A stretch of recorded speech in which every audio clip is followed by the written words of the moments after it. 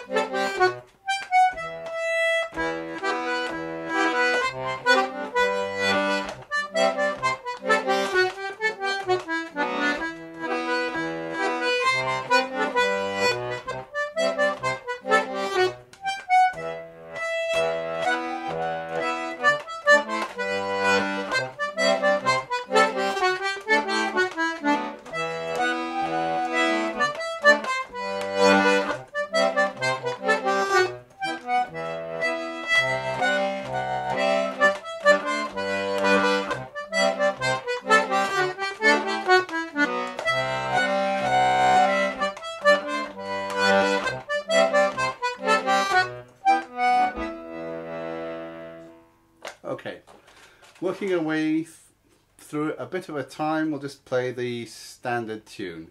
Now I tend to play the trebles and the basses together. I tend to think of them as the same. So we'll talk about basses at the same time we talk about treble. Starting with the A music, opening phrase, which I'll play against E minor. And that's in the outside row. The second phrase I play completely on the inside row, and I play a C chord against that. Apart from here, when I've changed to G. So it's E minor, C to G.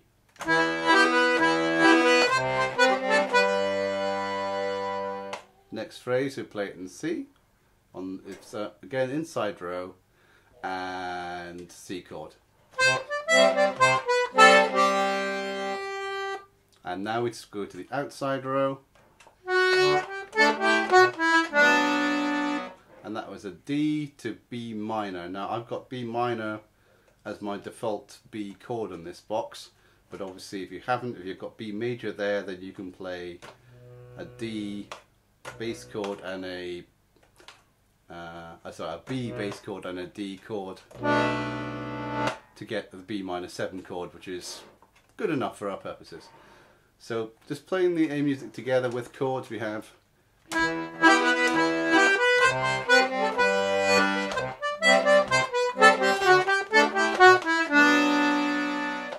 and obviously this repeats for the second half of the A music.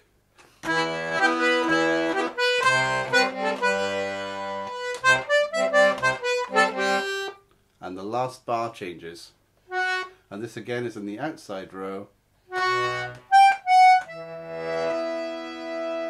So you start off with a single note against a B chord, and the rest of it against E minor.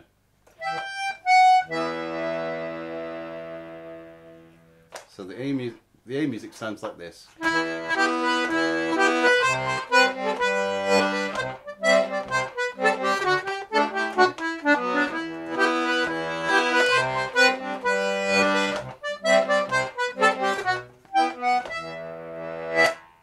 Okay, that's the A music. Through that twice, and then we're on to the B music.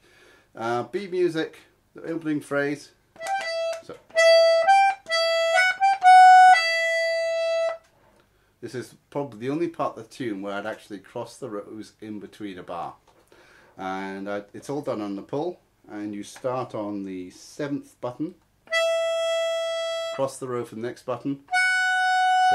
So the first note's on the outside row, 7th button, second note is on the inside row, 6th button, all on the pull. Third note is on the outside row, 8th button,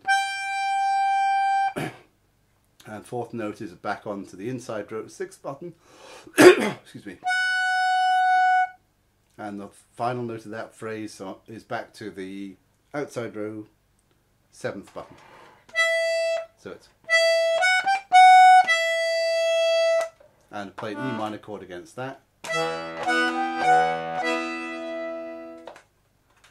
Now we change the rows to the next phrase, which is all of that is on the inside row, and play it against a G chord. And then next phrase, again all on the inside row and played against a C chord.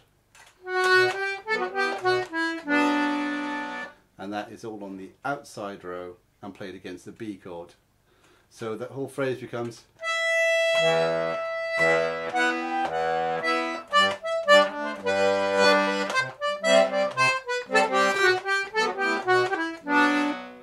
repeat.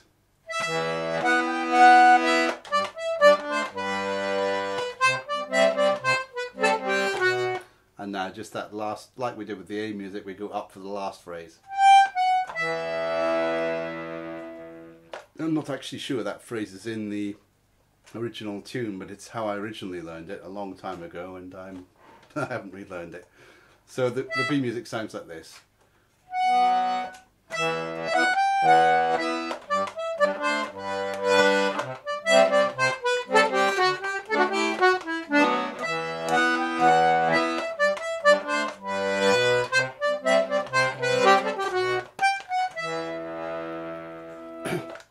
So to summarise, what I'm basically doing is breaking the tune down into relatively short phrases, each of which is either played on the inside or the outside row, but it's very unusual.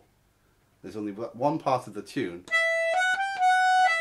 where I actually do both the inside and the outside rows in the same phrase. The rest of it is all played up and down one row, albeit on a different row for different parts of the phrases. And those different rows imply the chords.